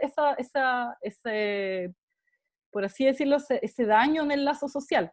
Y ahí uno puede empezar a hacer cosas que van a implicar participación, que no es necesariamente simplemente cuando se toma la decisión de la Constitución o la decisión de quién va a mandar, por así decirlo, quién va a ser el presidente o presidenta, sino que cuando habitamos el barrio. Acá vi un visionario, que es una persona, digo que es así porque yo realmente le admiro, y me gusta lo que hizo, que agarró un bandejón central en Mata con Cuevas y armó una huerta. Mata con Cuevas, si no han venido a Santiago alguna vez, es una avenida muy transitada y muy asquerosa. O sea, no pareciera que alguien pueda hacer una huerta ahí. Y la persona la hizo. Y pelea todos los días con las personas que duermen ahí, que, bueno, que son indigentes y que a lo mejor necesitan un espacio para dormir y que no tienen respeto por el medio ambiente porque no saben o no lo han valorado. Y eso es una forma también de hacer política. Tú haces política también cuando vienen, y ahí, claro, se puede relacionar con lo que decía Julio de lo común, de la propiedad común, de la comunidad pública y de la propiedad privada. O sea, ¿por qué no podemos llegar y tomar una platabanda y empezar a cultivarla, por ejemplo? ¿Por qué no se puede hacer eso? ¿Por qué no nos ponemos de acuerdo con las personas? Yo creo que en parte la pandemia a lo mejor nos ha sensibilizado con ese tema, nos ha sensibilizado con que hay otras formas de poder ayudarnos, porque, claro, para empezar, nosotros, la pandemia no nos dejó en una crisis, nosotros ya veníamos de una, más encima, no sé, estaba maquillada, explotó el año pasado, y ya hay que empezar a ver cómo nos podemos organizar de manera tal que las personas no sigan cavando la propia fosa, ¿no? La propia tumba. Y ahí empiezan formas de hacer política que después implican poder demandar participación. Oye, en verdad nosotros nos hemos tomado este espacio, estamos actuando colectivamente, queremos ser oídas o queremos ser oídos. Y eso ya va cambiando un poco la noción que tenemos de participación, porque a veces pensamos que la participación o bien es solo con el voto, o bien es solo cuando tenemos un cabildo súper estructurado en el cual podemos decir algo. Pero a lo mejor podemos buscar estas otras maneras que impliquen que luego podamos alzar la voz y poder ser escuchadas o escuchados, ¿no? Yo me imagino que esa es la gracia que tiene el momento constituyente, de que podamos pensar que también somos participativas o participativos cuando tomamos estas aparentes cuestiones que no son políticas, pero son súper políticas. No sé, hay cuestiones tan mínimas. Yo la otra vez peleaba con mi hijo porque pedían voluntarios para una actividad en el colegio, que era de comité de ética, no me acuerdo. Y en su curso nadie quería ir. Y yo le decía al profesor jefe que sorteara, porque así era la única manera en que los niños y niñas se iban a dar cuenta que tenían que participar, porque a lo mejor en ese momento no les importaba, pero en 2, 3 meses más se iban a dar cuenta que era súper importante. Y ahí van haciendo suyo el espacio, no sé, yo creo que eso es una de las cuestiones que puede invitarnos a participar de otras maneras distintas a las que habitualmente se nos ocurran. Porque eso también tiene que ver con algo que a mí me hace mucho eco, que mencionó José, que era que queremos un Estado más fuerte. Yo se lo he escuchado un montón de veces, y me hago la misma pregunta que tú. No cualquier Estado fuerte. O sea, porque si uno dice, ay, queremos un Estado más fuerte, pero un Estado más fuerte tal cual es ahora, yo no sé si lo quiero. Yo no sé si quiero que el Estado tenga la forma que tiene ahora. Por eso comentaba el tema también de cuando se disputa el tipo de poder, cómo se va a distribuir el poder, porque a lo mejor no queremos un Estado como el que tenemos en este momento, queremos un Estado un poco distinto. Y en ese sentido, vale la pena, y ahí yo creo que todo lo que tú decías antes de los acercamientos que son interdisciplinarios en la medida en que aluden a cuestiones económicas, aluden a cuestiones conceptuales, sociales, y nos necesitamos todas las personas ahí colaborando, tenemos que pensar qué estamos hablando cuando hablamos de Estado. Y eso es una cosa que a veces se nos olvida. Y hay críticas al Estado.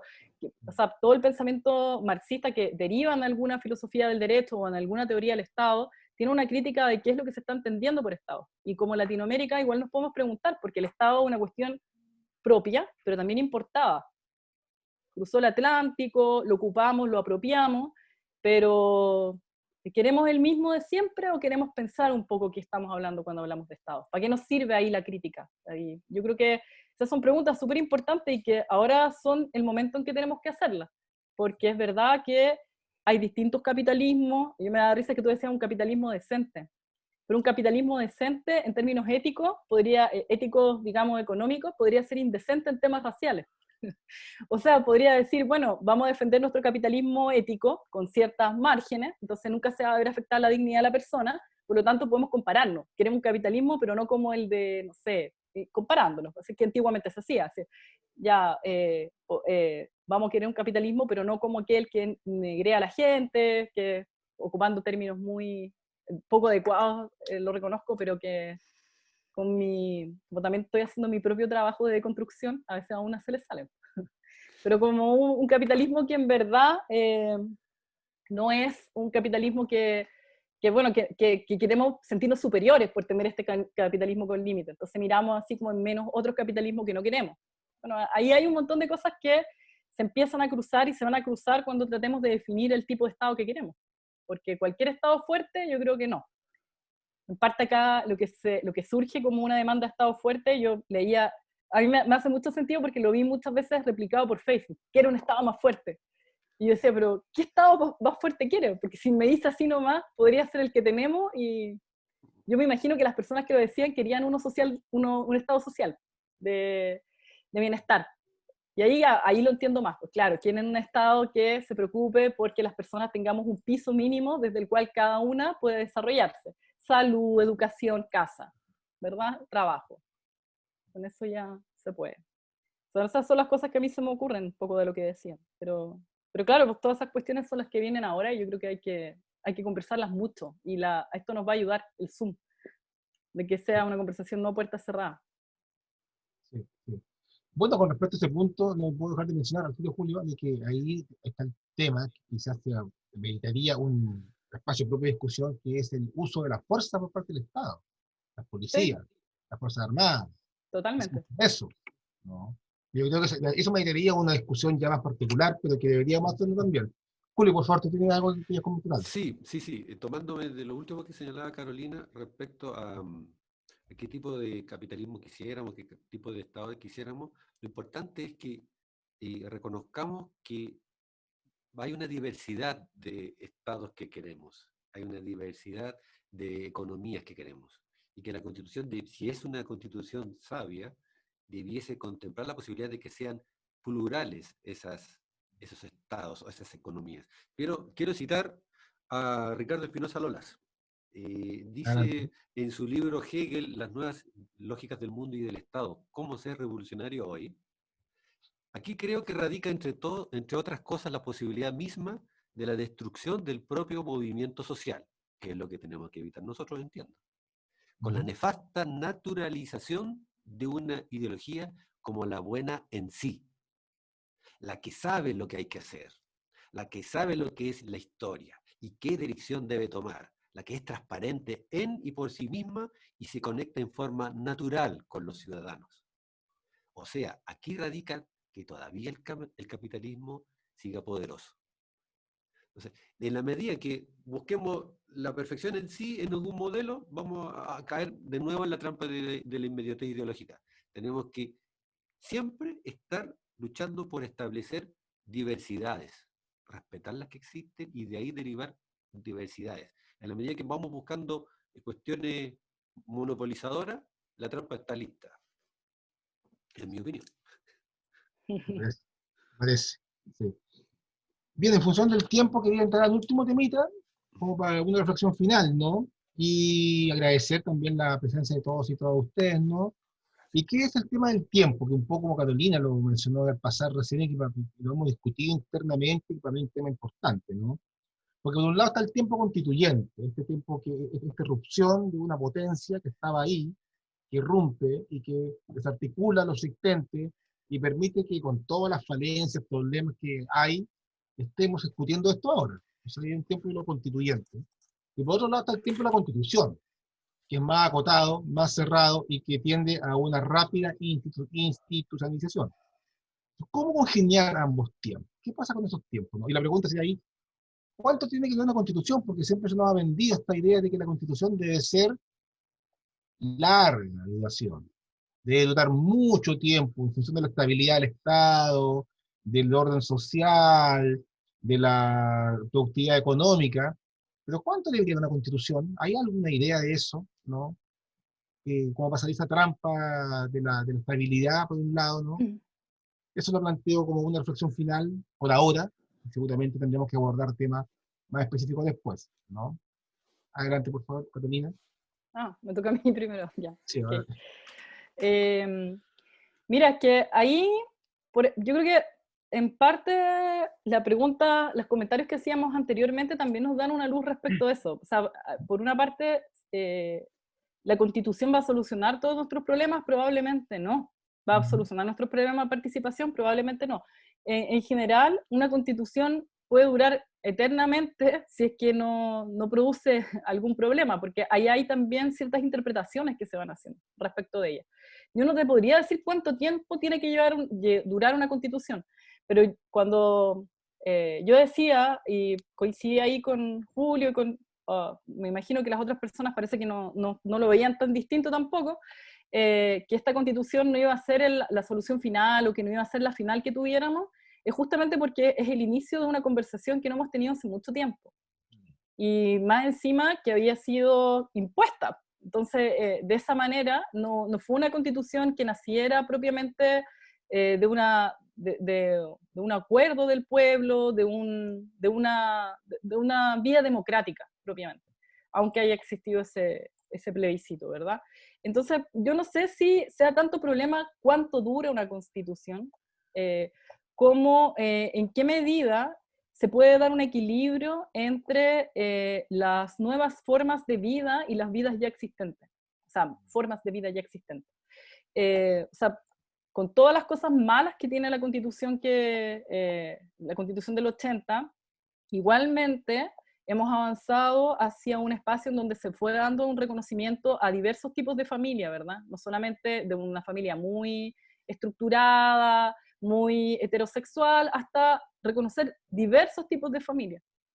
Y eso nos demuestra que a lo mejor el problema que tenemos no es solamente que la Constitución haya durado mucho tiempo, que tiendo a entender así tu pregunta, pero quizás la estaba entendiendo más o menos mal, sino que que en verdad eso destituyente y constituyente tiene también otros nombres que se van a dar en situaciones quizás más mínimas, o podríamos llamarle, es que no sé si es la mejor palabra, pero yo en mi cabeza lo tendería a pensar como una micropolítica, pero no es propiamente una micropolítica, pero una política menor, por así decirlo. O sea, por una parte, está bien, el cambio de constitución es un momento importante porque en el fondo estamos definiendo estamos definiendo el pueblo que somos. Esa es la cuestión fuerte que tiene esto. Y en ese sentido va a tener una definición fuerte. A mí me da la impresión, y yo me la juego harto por eso, de que la cuestión de cómo se distribuye el poder va a ser relevante en ese sentido. Va a ser relevante en el sentido de que va a permitir también aflorar una diversidad de formas de vida que esta constitución no logra permitir. No obstante, ha dejado que se manifieste en otras.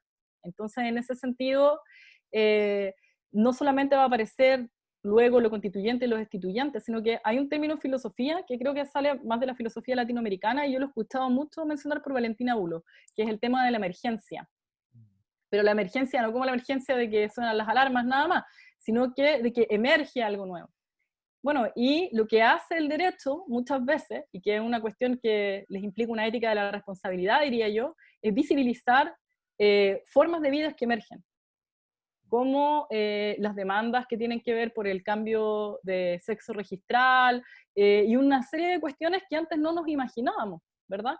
O que a lo mejor en algún momento pudimos imaginar que esta constitución no lo iba a permitir, y sin embargo, con todas las deficiencias que tiene, se pudo hacer. Entonces, ¿qué es lo que caracteriza que sea un momento constituyente y que estemos hablando también de un momento destituyente? Es que tenemos un problema con también cómo se ha llevado a cabo el poder, y cómo este poder se ha relacionado con las economías y se ha relacionado con otro tipo de administración, ¿verdad? Entonces, cuando se logre una constitución que pueda reflejar el tipo de pueblo que somos, por decirlo en esos términos, si dura mucho tiempo, no va a ser malo necesariamente. El punto es que logre dar cuenta de un momento y de la definición que queremos ser como pueblo, básicamente. Entonces ahí yo no sé si es tan importante cuánto dura. La Constitución trata de asegurar un futuro, ese es el punto, ¿verdad? Pero el Estado trata de asegurar un futuro. Y el Estado, en el tipo de Estado que sea, va a tratar de asegurar un futuro. O sea, todo lo que es la tradición contractualista, cuando nos trata de decir que tenemos que estar juntas, porque si no estaríamos peleando, lo que trata de decir es que necesitamos predecir nuestras acciones. ¿Es malo necesariamente eso? Muchas veces no tanto, porque igual algo de predicción se necesita. Necesitamos saber, o sea, qué va a pasar. Yo le voy a poner un ejemplo que puede parecer un poco ridículo, o que estoy tratando de minimizar algo, pero a mí me asombró mucho, pero a veces, como uno enseña tanta filosofía moderna, teorías del Estado, qué sé yo, uno a veces ve a Hobbes y piensa al tiro en el autoritarismo, ¿verdad? Hobbes, autoridad, qué sé yo. Pero también nos asegura mucho de lo que es la estabilidad y pensando en las sanciones. Hobbes decía que una persona tiene que considerar que su última razón para actuar es el último movimiento que tiene, lo último que lo mueve, ¿verdad? Y lo último que lo mueve puede haber sido la obcecación. Puede haber sido que yo estaba fuera de mí, fui, le pegué a alguien, maté a alguien. Y Hobbes va a decir, bueno, esa persona es culpable, aunque haya tenido todas esas limitantes que le puedo dar. ¿Por qué? Porque sabía que en este estado se castiga eso. O sea, no es tan negativo, ahí te estoy metiendo un tema completamente distinto, pero no es tan negativo saber algo, anticipar el futuro. Ahora el punto es que ese futuro se manifieste de tal manera que nos deje, por así decirlo, osificados, como un hueso. O sea, nos deje en que yo creo que es el problema que teníamos con la Constitución del 80, que nos deje atadas de mano, que nos deje sin poder, por ejemplo, el tema de los derechos sociales, que es un tema que efectivamente la Constitución del 80 lo deja súper amarrado. Hay otros temas que deja abierto y hay unos que deja súper amarrado. Entonces, ¿qué es lo que se busca con eso? Es que se habla un momento destituyente de un momento constituyente, porque tenemos que desamarrar esa amarra que nos imposibilita hablar de ciertas cosas, que nos imposibilita legislar de cierta manera. En ese sentido, por ejemplo, sí va a ser relevante ver el tema del quórum, sí va a ser relevante ver una serie de cuestiones para desamarrar lo que se necesita desamarrar. Yo dije que me fui por un lado que no correspondía porque en verdad no me interesaba tanto hablar del castigo, simplemente hablar de la previsión, pero sí podríamos estar de acuerdo que a veces tener en cuenta que esa previsión implica hacerse responsable de sus acciones cuando hay problemas de violencia de género, por ejemplo, o de ese tipo, sí, es verdad, hay que hacerse responsable. Y hay que hacerse responsable también, en este caso, que era lo que a mí me interesaba decir, de las cuestiones sociales. Si te dejan amarrada de manos respecto de eso, hay que cambiar la Constitución. Pero no quiere decir que vayamos a tener que cambiar de Constitución a cada rato. Lo que pasa es que de aquí inmediato, como los mecanismos son los mismos, muy probablemente se mantenga cierta tensión respecto del tema de la participación, respecto del tema de la legitimidad por participación, sobre todo. Entonces, por eso es que yo decía eso. Entonces, ahí el tema temporal depende mucho de cuál amarrados estamos, porque sí o sí van a emerger siempre formas de vida nuevas. No podemos cerrarnos a esa posibilidad, creo yo, pero quizás estoy siendo muy tolerante o muy pluralista en ese sentido. Una mezcla media rara, ¿no? Que a mí sí le saqué el tema de la predicción y ahí Hobbes. Sí, está bien, está bien. Julio, por favor, adelante. A ver, yo creo que lo fundamental es tener en cuenta de que la temporalidad puede, sobre todo desde la perspectiva del pensamiento moderno, ¿verdad? Puede ser reducida a esta cuestión cronológica. Y puesta en la temporalidad como una cuestión cronológica, podemos definir, queremos que dure tanto tiempo, entre más tiempo, más estabilidad, más seguridad. Sin embargo, la temporalidad, y no vamos a entrar en Merleau-Ponty, pero tiene un libro maravilloso al respecto, la temporalidad es muy distinta cuando la vemos desde la perspectiva de la subjetividad. Y yo creo que esa es la temporalidad más trascendente, Braulio. Más que pensar en cuántos años debiera durar la Constitución en la abstracción cronológica, yo pensaría más bien en por cuánto tiempo la Constitución es eficiente para el flujo de la potencia política de los pueblos, de la potencia constituyente. En la medida que esa Constitución traba el flujo, debe desaparecer, debe transformarse. Y ahí, obviamente, nace un nudo de conflicto político. Pero, particularmente a raíz de esto, de que estamos en un momento histórico planetario, ¿no? Que estamos enfrentando nuevas instancias, nuevas formas de vivir, nuevas formas de concebir la realidad incluso, creo que hay que pensar más, y esa es mi propuesta, pensar más bien en una constitución de fácil reforma. Totalmente distinto al modelo guzmaniano, como digo yo, ¿no? Esta es una constitución que esté abierta a los pueblos de Chile y por lo tanto que puedan modificarla, que pueda ser perfectible. La palabra la anduve ensuciando un poco a don José en la televisión hace un tiempo. Pero sí, se puede perfeccionar, y desde esa perspectiva, y por eso vuelvo a recordar a Espinosa Lola, no se trata de buscar el ideal, ni siquiera en el campo temporal. ¿Cuánto sería el ideal para que nos dure? No, que sea eficiente. Y que porque nunca no podemos aspirar a una abstracción de con 10 años estamos asegurados. Porque esa es la perspectiva neoliberal.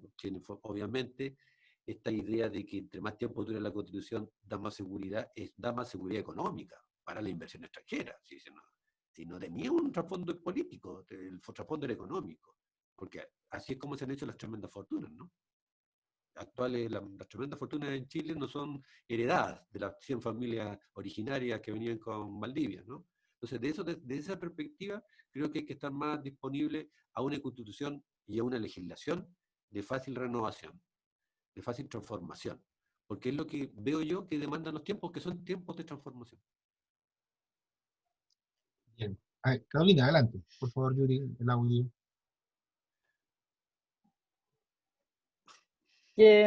Simplemente quería agregar, enfatizar, porque creo que a lo mejor Julio incluso se explicó mejor que yo respecto de algo que tiene que ver con lo que decía eso de las trabas, porque al final hay constituciones que han durado mucho tiempo y la gente no ha estado tan complicada con la constitución que tiene porque las han podido ir reformando, porque les han podido meter enmiendas, porque han podido ir variando ese tipo de cosas.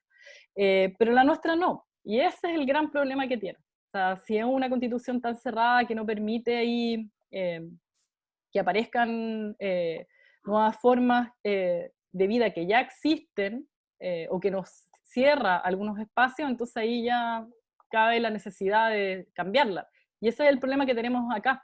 Entonces, y bueno, aparte hemos dicho, hay un problema de legitimidad también, nace en dictadura, se hace a cuatro paredes, todas hemos escuchado parte de la grabación, o hemos leído parte de lo que se dijo en esa comisión. Cuando se habla del tema de por qué tenía que penalizarse el aborto, todas hemos escuchado eso con mucha violencia, ¿no? Casi que la mujer es una cosa. Y en ese sentido no se puede mantener. O sea, ahí la cuestión temporal es un asunto, creo que distinto. Sí. Julio, por favor. Y me acordé de por qué es súper necesario, por ejemplo, en la Constitución, que desaparezca el Tribunal Constitucional. Una razón que tengo muy clara es que cuando el Tribunal Constitucional actual hace sus resoluciones, invoca como la última ocasión en que se pronunció el poder constituyente chileno en las actas constitucionales que van desde el 74 al 76. Esas actas constitucionales para nuestros señores del tribunal, nuestros jueces del Tribunal Constitucional, esas actas en cuatro paredes ahí en el edificio Diego Portales, con nombre nuevo en esa época, esas actas expresan el poder constituyente y con eso se resuelven los casos. Yo creo que es claramente un insulto a los pueblos que exista un tribunal constitucional. Lo que debiese haber es un poder judicial independiente de la cooptación que hacen los partidos, por intermedio de esta designación de los cargos superiores, que siempre interviene el poder legislativo con el poder ejecutivo. Si eso lo podemos resolver, y eso no es fácil, si eso se puede resolver, que el Tribunal Superior, una verdadera Corte Suprema, se encargue de resolver esos casos. Pero no necesitamos un Tribunal Constitucional, porque además el Tribunal Constitucional, el primero de importancia, es el que establecieron los norteamericanos en la Constitución que se impuso a Alemania después de la Segunda Guerra Mundial.